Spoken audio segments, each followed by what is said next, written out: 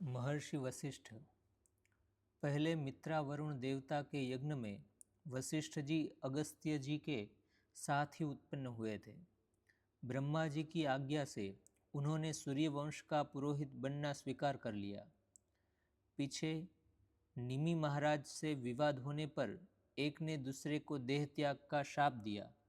महाराज निमि ने तो फिर देह धारण ही नहीं किया, वे मनुष्यों की पलकों पर निवास करने लगे। वशिष्ठ जी ने देह त्याग कर दिया और फिर वे ब्रह्मा जी के मानस पुत्र के रूप में उत्पन्न हुए। जो एक बार भूल होने पर उससे शिक्षा ले लेते हैं वे महापुरुष है। निमि के विवाद से वशिष्ठ जी ने शिक्षा ग्रहण कर ली। उन्होंने क्रोध का सर्वथा त्याग कर दिया। विश्वामित्र जी ने उनके 100 पुत्र मार दिए, फिर भी उन्होंने क्रोध नहीं किया। बात यह थी कि विश्वामित्र जी ब्रह्मर्षि बनना चाहते थे। उन्होंने बड़ा कठोर तप किया था, किंतु उनमें क्रोध था।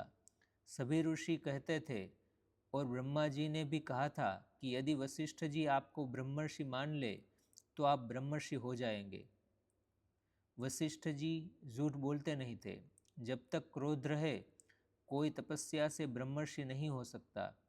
विश्वामित्र जी इस बात से बहुत रुष्ट थे कि वशिष्ठ उन्हें ब्रह्मर्षि नहीं मानते। अनेक बार दिव्य अस्त्र शस्त्र लेकर उन्होंने वशिष्ठ जी पर चढ़ाई की, किंतु वशिष्ठ जी के ब्रह्म तेज से उनके सब अस्त्र शस्त्र व्यर्थ हो गए। इससे और भी चिढ़कर उन्होंने एक राक्षस के द्वारा वशिष्ठ जी के सभी पुत्रों को मरवा दिया।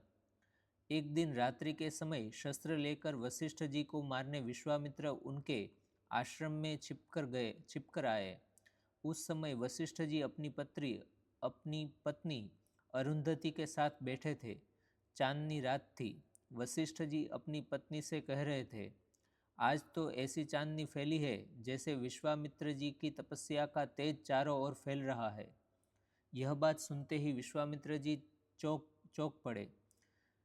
उनके मन ने कहा, एक तो तू इतना गया बीता है कि रात्रि में छिपकर इन्हें मारने आया है, और एक ये महापुरुष है कि एकांत में अपनी पत्नी से भी तेरे जैसे शत्रु की प्रशंसा करते हैं।